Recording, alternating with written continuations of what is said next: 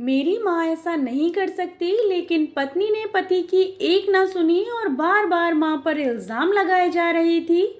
और पति बार बार उसको अपनी हद में रहने को कह रहा था, लेकिन पत्नी चुप होने का नाम ही नहीं ले रही थी। वह जोर जोर से चीख चीख कर कह रही थी कि उसने अंगूठी टेबल पर ही रखी थी और तुम्हारे और मेरे अलावा इस कमरे में कोई नहीं आया। अंगूठी हो ना हो, माँ जी ने ही उठाई है। बात जब पति की बर्दाश्त के बाहर हो गई तो उसने पत्नी के गाल पर जोरदार थप्पड़ दे मारा।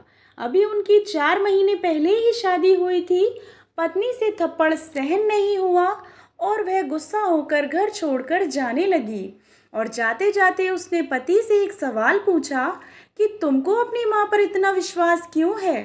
तब पति ने जो जवाब दिया, उस जवाब को दरवाजे के पीछे खड़ी माँ ने सुना तो उसकी आंखें भर आईं।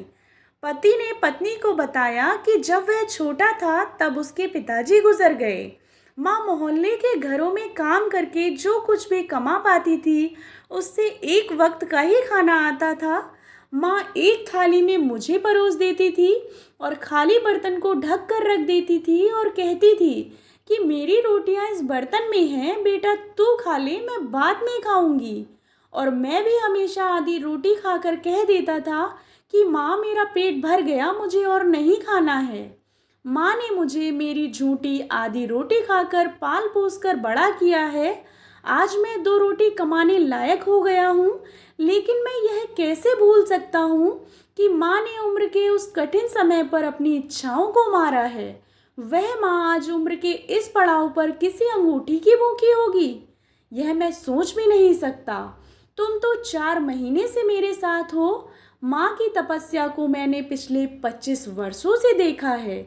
यह सुनकर माँ की आंखों से आंसू बहने लगे और वह समझ नहीं पा रही थी कि बेटा उसकी आधी रोटी का कर्ज चुका रहा है या वह बेटे की आधी रोटी का कर्ज। दोस्तों, माँ के जैसा त्याग दुनिया में कोई नहीं कर सकता और कभी ऐसा कुछ ना करें जिससे माँ का दिल दुखे।